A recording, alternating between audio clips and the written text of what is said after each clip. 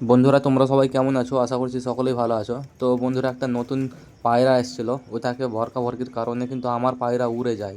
তোমরা দেখতেই পাচ্ছ, পায়রাগুলো কিন্তু অনেক উপরেও চলে গেছে। আমি জুম করে দেখাচ্ছি, এই যে। আর পায়রাটা কিন্তু আমার ছাদে বসেনি, অন্য একটি ছাদে বসেছে।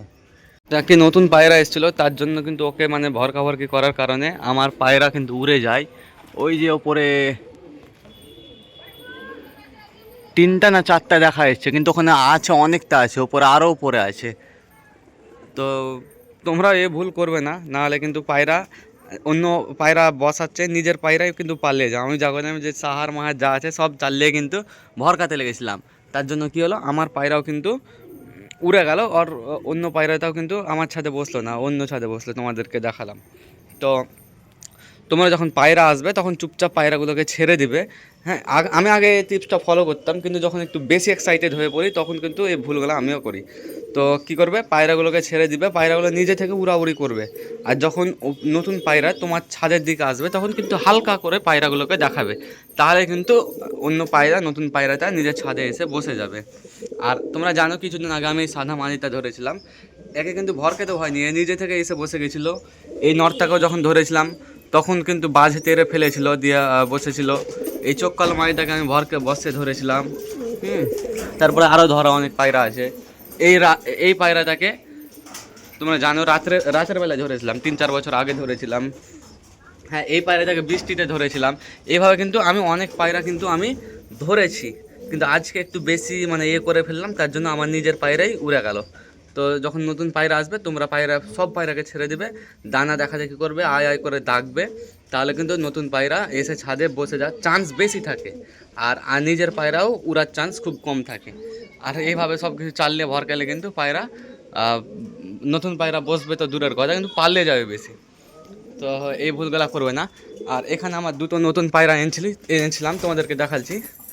এটা কিন্তু আমাদের বাড়ির অনেক পুরনো পায়রা, তোমাদেরকে বলেছিলাম। আর এই পায়রাটা এনেছি, কালদম নর।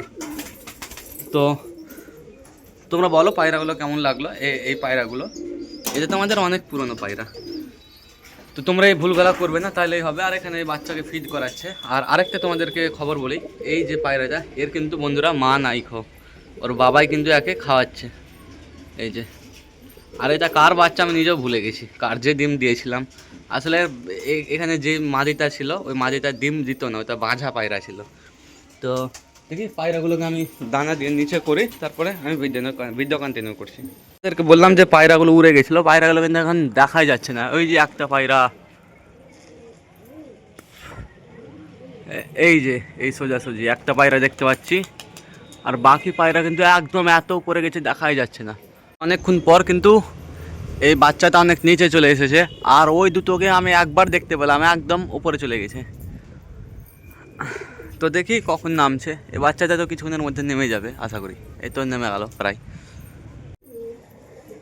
বন্ধুরা, অনেকক্ষণ হয়ে গেল, আমি কাজ করেও চলে এলাম। আর এই তিরপাল কিনে নিয়ে আনলাম ওই সাইডে দেওয়ার জন্য।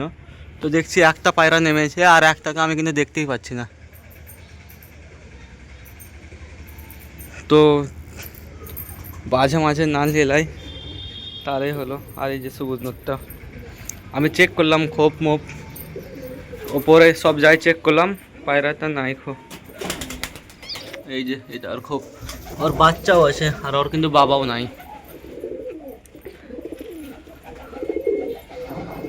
তো দেখি পায়রাটা কখন আসছে। অনেকক্ষণ সময় কেটে গেল, প্রায় কয়েক ঘন্টা চলে গেল। এখন কিন্তু বন্ধুরা সন্ধ্যা হয়ে গেছে, এই যে তোমরা দেখতে পাচ্ছ। আর এই বাচ্চা পায়রাটা কিন্তু এখন একা হয়ে গেছে, এর মা বাবা কেউ নাই। তো এই বাচ্চাটার জন্য আমি কি করব, তোমরা অবশ্যই কমেন্ট করে বলবে। অন্য আমি পায়রার নিচে দিলাম, কেউ অ্যাকসেপ্ট করলো না। তো তোমাদের যাদের জানা আছে যে পায়রাটাকে নিয়ে আমি কী করবো এখন এই বাচ্চাটাকে, তোমরা অবশ্যই কমেন্ট করে বলবে। আর ভিডিওটা যদি ভালো লাগে তাহলে অবশ্যই একটি লাইক করে জানিয়ে দিবে। আর চ্যানেলে নতুন হয়ে থাকলে অবশ্যই সাবস্ক্রাইব করে দিবে। তো দেখা হচ্ছে পরের ভিডিওতে।